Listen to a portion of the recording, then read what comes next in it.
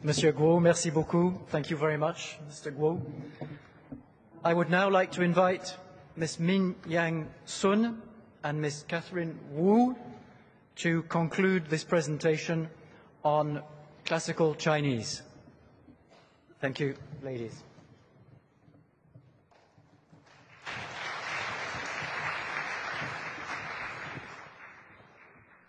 Just firstly begin by apologizing because for this presentation we'll have to be seated because there's no roaming mic today. So people at the back may not be able to see us, but we'll be seated at the front. Okay, so just apologize first off.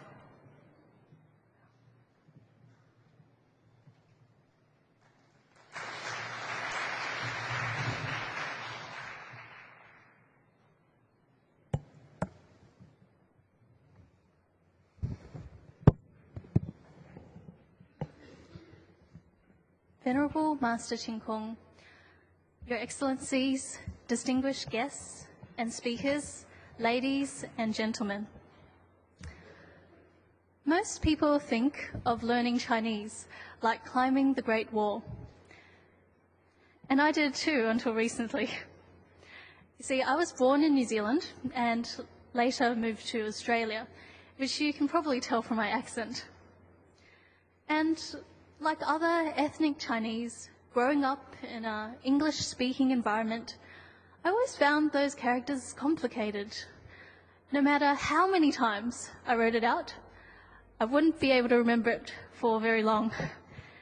But all that's changed recently, since I started learning Chinese from its origins, from its etymology, pronounced as 文字学, as Professor Nie and teacher Guo has just spoken about. There's a logic, incredible art and wisdom in the characters. Now, Mingyan, you have a bit of a different story. Yes. Thanks, Catherine. I am a native speaker of Chinese. And like most Chinese, I learned the characters by rote. It wasn't until I was asked by my Australian friends what the different parts of the character meant that I realized I have been taking them for granted. From my recent study of its origins, the character's origins, also known as etymology, I have discovered an amazing cultural heritage with so much to offer. So today, Mingyan and I will take you through, in about 20 minutes, two amazing features of the Chinese characters, and that's timelessness and universality. First, the characters are timeless. We know that the Chinese writing system is one of the oldest writing systems still in use today. And if we think about it, it's really quite a miracle that it's survived for thousands of years. How did this happen? Well, let's have a look at the words of the renowned British historian Dr. Arnold Toynbee. If a Greek person from the 5th century BC came back to life in Greece today and tried to talk to the locals, he wouldn't be understood. And why is that, Mingyan? Well, you see, they would both be speaking Greek, but the sound and the grammar and the vocabulary would have changed, so they would not understand each other. So, you see, Catherine, think about this. If a person from the 5th century BC China... You mean someone like Confucius? Yeah, say Confucius. If he was to come back to life again and met a Chinese person today like yourself, Catherine, if the two of you talked, it would be just like the two Greeks. So instead of talking, you could write to each other. The same characters arranged in the same order have the same meaning to both of you, so you can communicate. Well, that's really handy. And I mean, that's also true because if we think about it, we can still read the Analects of Confucius, which is what Confucius taught as recorded by his students, and that's on the right here. The characters are based on a combination of concepts, sound, and meaning. Alphabetical languages with symbols based solely on sound would inevitably alter with changes in pronunciation, vocabulary, or grammar over time. As a result, unfortunately, many ancient languages are now incomprehensible. Sounds change, but concepts are relatively constant. It's sort of like the Arabic numerals that's now used as the international code for communication. You see, the Arabic numerals, we would read it as 1, 2, 3, 4. Italians would read it as 1, 2, 3, 4. And French would read it as 1, 2, 3, 4. So, as you can see, different languages produce these symbols differently, but the numbers have an inherent meaning independent of the way they're pronounced. Sounds change, but the concepts are timeless. You know, what's also timeless is the logic. When you first start learning Chinese, you're sort of grasping for some sort of meaning or logic to help you remember the characters. And there really is a logic to how the characters are put together. Today, Mingyan and I will take you through the 4 methods. They are pictograms, ideograms, associative compounds, and pictophonetic characters. Let's take a look at the following clip of 7 characters and see if you can try and guess what they mean.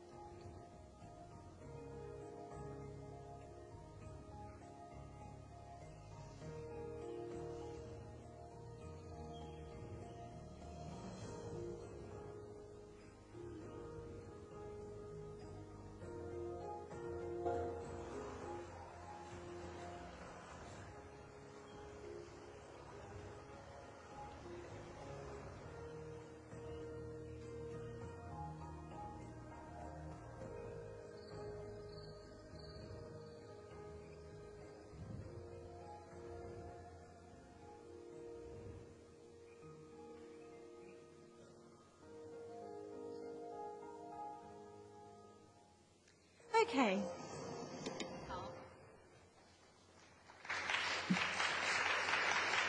Is this a sign for uncle?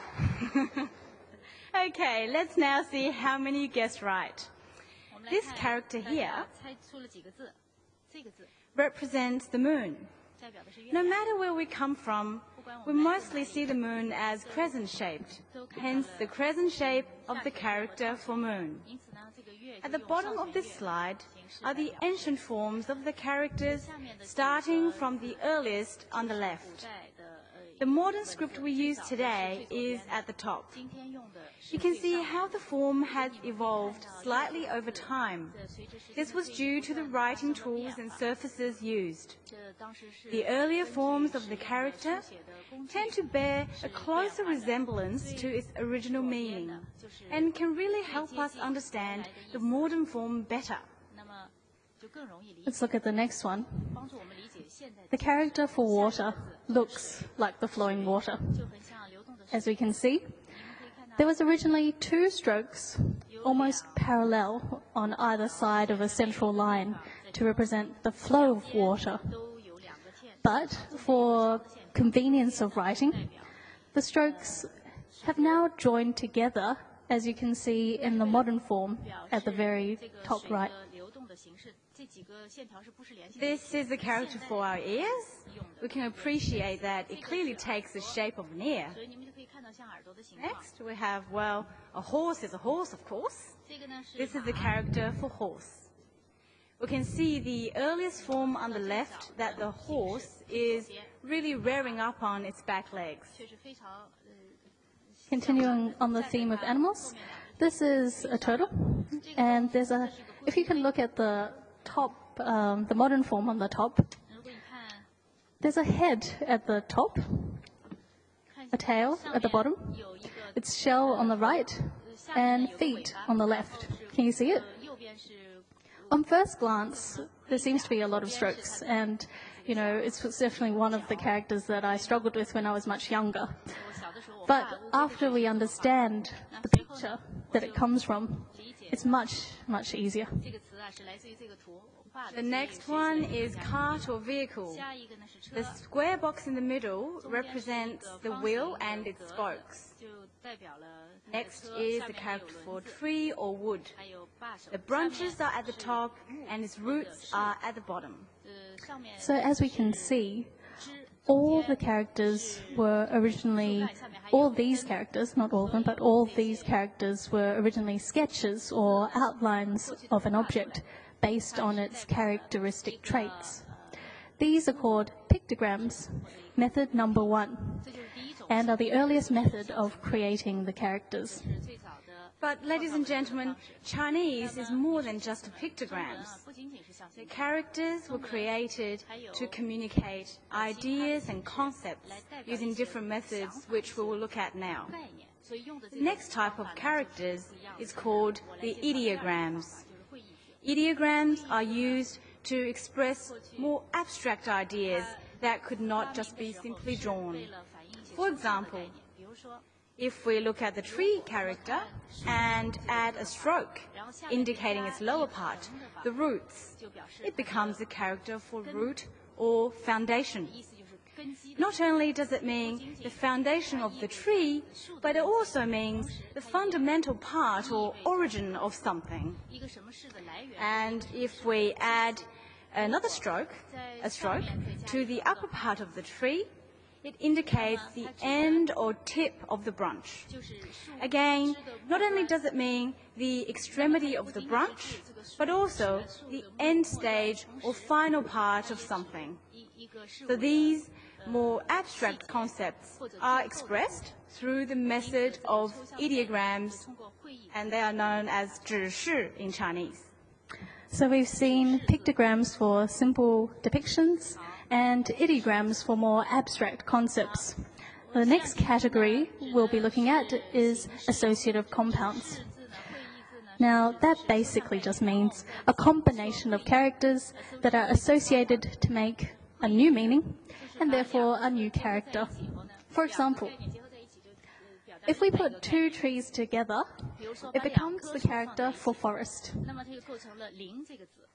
More trees together, and you get the character for jungle. Looks like a lot of strokes, but really, it's just 3 tree characters. So the tree that forms part of these new characters brings along its meaning. The last method we'll look at today is picked phonetics. One part of the character relates to meaning, while the other provides its sound.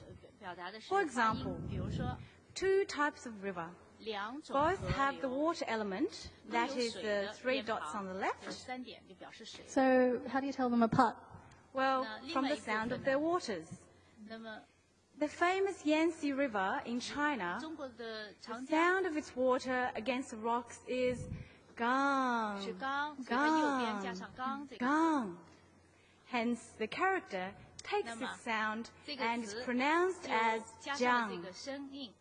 The Yellow River's water, splashing against the sand, sounds like ho, ho, ho. So this type of river gave the character the sound of he. These are pictophonetic characters because one part relates to the meaning and the other relates to the sound.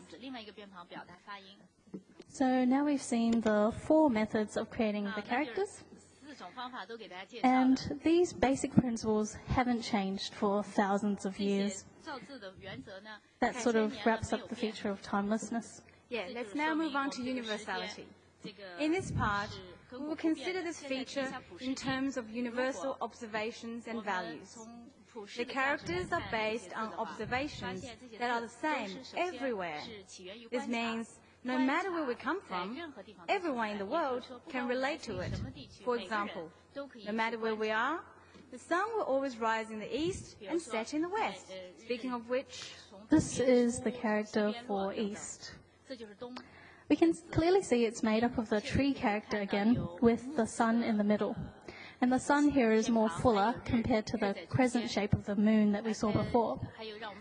Here, the character at the top represents the sun rising behind the trees. And you can sort of just imagine the sunlight filtering through the trees, like this photo here.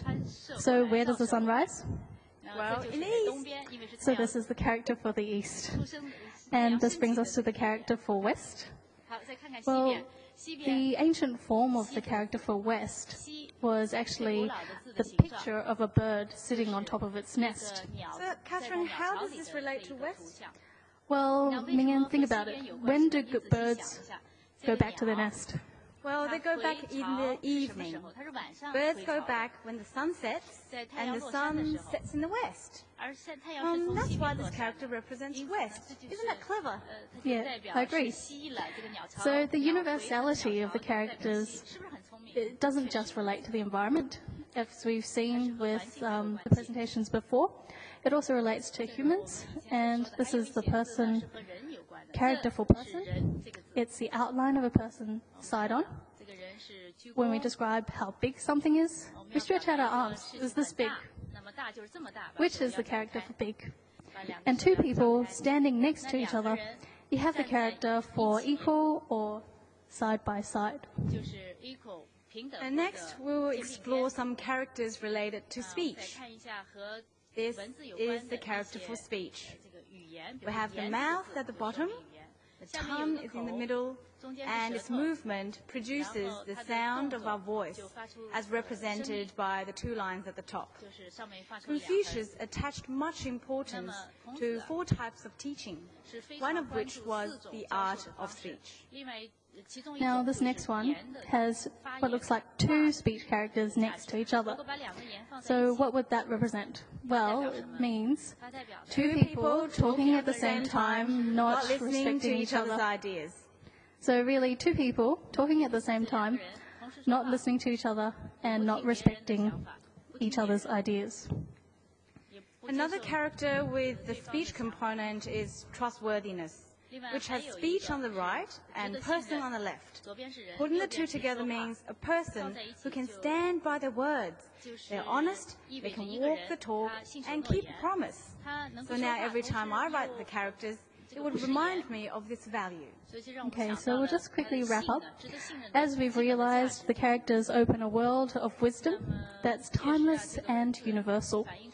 The written language is the reason why we can still understand the teachings of the saints and sages. Like we heard before with Professor Cai Laoshi in the Governing Principles of Ancient China and Professor Liu on the first day. As we've seen, the characters are very logical, and anyone, anywhere, can relate to the ideas expressed. Anyone can utilize this tool to record and preserve valuable information and wisdom for generations to come. And last of all, ladies and gentlemen, we would like to show you everyone's favorite word, love, ai. The bottom of this character is like 2 legs walking. And this character really shows us that our care and love for others need to be put into action and planting seeds of love. So the characters have shown us how our forefathers have lived this concept of universal love by thinking of us as future generations thousands of years later. Now it's up to us. Thank you very much. Thank you.